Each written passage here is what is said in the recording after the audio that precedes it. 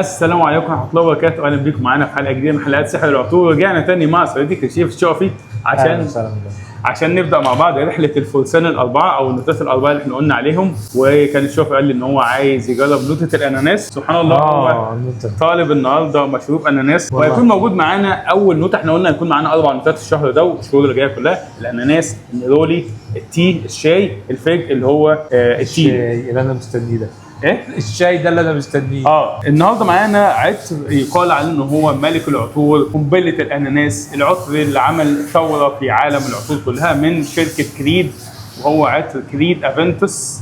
كريد افنتوس. الشركه دي شركه انجليزيه فرنسيه، والمفروض ان التاريخ بتاعها بيقول ان الشركه دي هي اللي كانت بتصنع العطور للعائله المالكه. العطر ده نزل 2010، كان اول عطر يخلي الاناناس نوته رجاليه. كان قبل كده الاناناس حاجه كده بتستخدم في مستحضرات تجميل، بتستخدم عطور كده. الفواكه الاستوائيه بشكل عام كانت حريمي، اطفالي. ده بقى عطر المفروض ان هو مستوحى من الفارس. كلمه افنتوس يعني ايه؟ جاي من كلمه ادفنتشر، يعني الانتصار، يعني الاقدام، يعني الكلام ده كله. العطر ده لما نزل 2010 العالم كله وقف فيه. كتير جدا من شركات العطور تمشي على النهج بتاعه، والمفروض ان هو بيعبر عن الانتصار وريحه دم. هم بيقولوا ان هي ريحه نابليون بونابرت. خلونا نجربه مع بعض. وانا عرفت معلومه النهارده ما اعرفش صحتها ايه، ان كان هم اصلا سبب ان هم عطور عندهم مثلا في فرنسا وفي فرنسا بالذات تحديدا، يعني ان هي بالقوه دي وبالحلاوه دي وبالجمال ده، ان هم كانوا فاكرين ان الميه في الاستحمام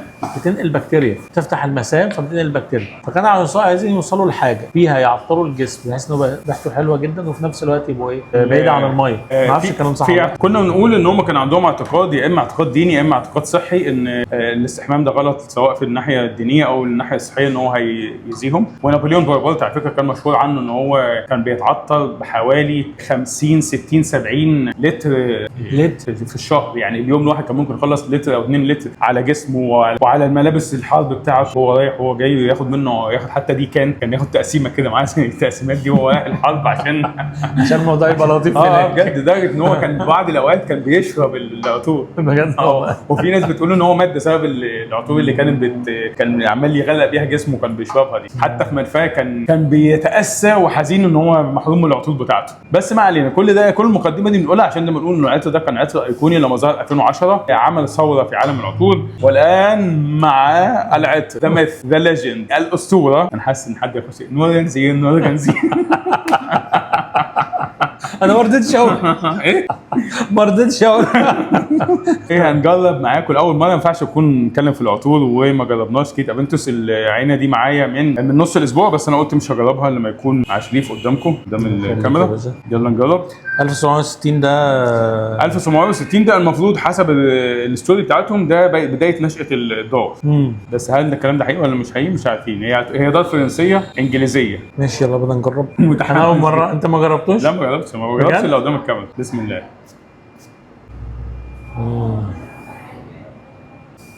انا عايزك انت تقول الاول. هو مبدئيا هو قوي جدا. انا ما اعرفش الباتش دي بتاعت امتى، بس دي حديثه طبعا، يعني الاصدار ده حديث. بس هو في ليمون، هو في حمضيات كتير. انا مش عايز نتكلم على في ايه قد ما نقول احنا حاسين بيه. انا اول ما رشيت خالص حسيت باناناس، بس اناناس مش كمبوت، اناناس مش عصير، اناناس لسه متقطع. وفي الخلفيه كده ظاهر معاه بعض الحمضيات الاخرى، انه في معانا التفاح والبرغموس ممكن يكون ظاهر معاه. هي الريحه دي انا عايزه في دماغي كده، بس انا مش عارفها. لا براحتك يا باشا، اتكلم خالص باشا. تسلم والله كده. مش عارف اقول لك، بس انا حاسس ده هي ريحه انا شميتها. ممكن بقى تكون مرتبطه معايا بمكان او حد مثلا كان حاطط نفس البرفيوم ده ولا ايه. هو طبعا العطر ده، بس انا كنت في الغردقه، من اكتر عطور العالم اللي اتعمل لها تقليد. يعني مفيش شركه تكاد تكون مفيش شركه في العالم، سواء كانت شركه بتعمل اوريجينال كرييشن، يعني بتعمل عطور اصدارات خاصه او منتجات خاصه، او بتقلد اللي ما قلدته. سواء في حد مشي على الخط بتاعه او حد حاول يقلده. اكتر عطر في العالم اللي له تقليد. صوت غير خالص دلوقتي. ايوه اتغير نهائي. صح. المفروض ان هو دخل دلوقتي، المفروض ان كان في الاول في طابع مائي شويه بدا ما هو انا بص، الطابع المائي ده هي جايه معايا ان انا يا شميته مع حد، يا اما هو بيديني الاحساس ده. انا قاعد على شезлونج في البحر وجنبي نخل وحد عدى جنبي بالريحه دي. يعني ده اللي جه في هو دماغي. المفروض ان هو بدا يبقى جاف شويه دلوقتي، ما عادش. مش زي الاول، هو اتغير اصلا، ما بقاش هو ده اللي احنا. ما هو التدرج بتاعه هو طبعا في تدرج، ما كانش يعني شايف في تدرج. هو في الاول برتقال وليمون وابل وثينك بيبر دي اللي هي بتظهر ريحه. الفلفل الوردي ده بيظهر ريحه، مش هيبان معاك. هو ده اللي كان حاد شويه، بياخد الحمضيات ويظهرها معاك بقوه. عشان مجرد انا شميت ليمون في الاول. هو طبعا حمضيات في الاول. هو دلوقتي لما بدا يهدى، انا في حاجه شممها انا برضو مش عارف اقولها، بس هو عيب على دلوقتي. على انت شريت اناناس قبل كده؟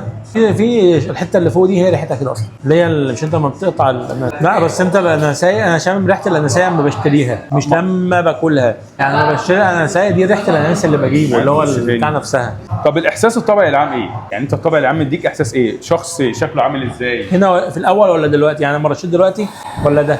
بس ده حاجه وده حاجه. ايوه ما هو ده ميزه بقى العطر اللي فيه تدرج حقيقي، ده اللي احنا كنا بنتكلم عليه. يعني برضه مش نفس الراجل اللي عدى جنبي وقعد على البحر هو ده. مش هو المفروض ان هو خف شويه، تقل شويه او جف شويه، بقى عريض كده. ايوه، وبقى فيه زي فخامه، زي في بقى حاجه كده، عارف انت اللي هو ايه. انا لابس بدله دلوقتي، انا كنت قاعد على البحر دلوقتي انا لابس بدله دلوقتي. هو ده التجسيد اللي المفروض العطر بيديهولك، ان شخص انيق لابس بدله، لابس ساعه مش عارف عامله ازاي، نازل من العربيه، داخل ميتنج. جدا جدا جدا كمان. هو المفروض ان ده لسه على البحر. ايوه صح. المفروض ان اول ما طلع العطر ده ان هو يقدم الاناناس كنوته ماسكلين او ذكوريه، كان المفروض ان هو اللي هيضيفوا على الاناناس ان هو الدخان، يكون اناناس مدخن. بس بيقولوا بقى، انا ما شفتش طبعا النسخ اللي قبل كده، بيقولوا ان مع تطور العطر او مع السنين اللي فاتت دي بدا العطر يبقى مش سموكي قد ما يبقى فروتي. بكده باللي انا شمه دي مش الحته بتاعت التفرد بتاع الاناناس او الكريد اول ما نزل او الافنتس اول ما نزل. المفروض ان هو كان اناناس مدخن، انما هو اناناس فروتي عادي كده، انا مش حاسس فيه باللي هم كانوا بيحكوا عليه، اللي هو موضوع المدخن يعني. لان الدخان ده المفروض ان هو الحاجه اللي كانت الحاجه اللي بتخليه ذكوري اكتر. انا حاسه فعلا بيدي احساس الكونفيدنت، الشخص الواثق في نفسه بس من غير ما يحاول يثبت حاجه. لا انا حاسس والله ان هو يعني فعلا هو بدا يهدى، بس مع نفس الفخامه، في فخامه جدا. عشان كده بيقولوا ان العطر ده مش مجرد نوتات، العطر ده تحديدا يعني مش زي مثلا انت بتشتري عربيه بتأدي وظيفه خلاص، لا دي بتدي سوشيال ستاتس، مكانه اجتماعيه. العطر ده هم غرضهم فيه كده، عشان كده هم قالوا ان ده العطر بتاع نابليون بونابرت اللي هو رمز النجاح والفخامه والكلام ده عندهم يعني. لا بس فعلا يعني انت لما قلت لي هتجرب بيرفيوم تحفه، انا فعلا والله بجد.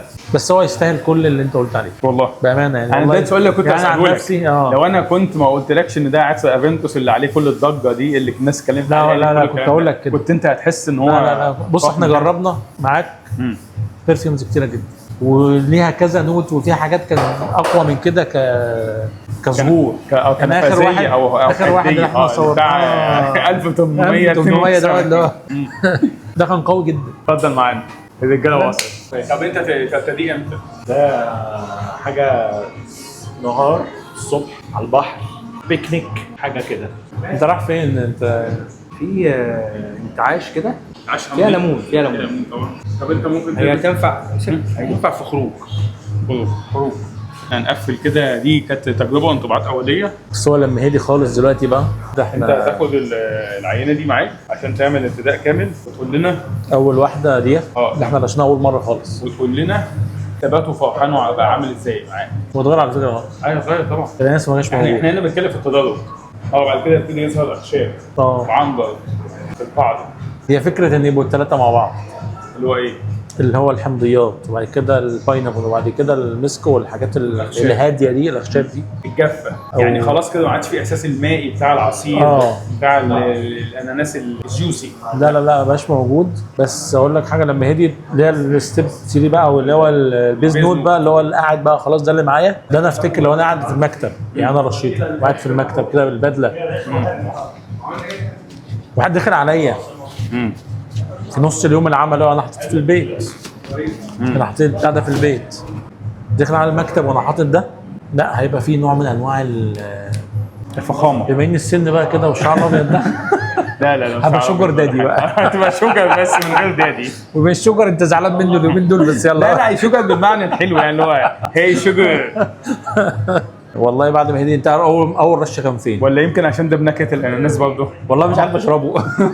بالعكس ده هيعزز الطعم، ده اناناس وده اناناس. اول حاجه رشتها فين؟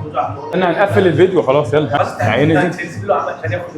هنسيب نكمل الجمله عشان نقفل الفيديو. هتكلمنا بقى عن ثبات وفرحان بتاعه عامل ازاي، ونتقابل بقى في التجربه النهائيه دي. كانت ده كان الانطباعات الاولانيه. العطر طبعا ما كانش ينفع ما نتكلمش عنه، كريد. وهنكمل بعد كده في نوتات اناناس ثانيه باذن الله. نقابلكم ان شاء الله في المراجعه النهائيه ان شاء الله. شكرا ليك، السلام عليكم. نشرب على الناس بقى. نشرب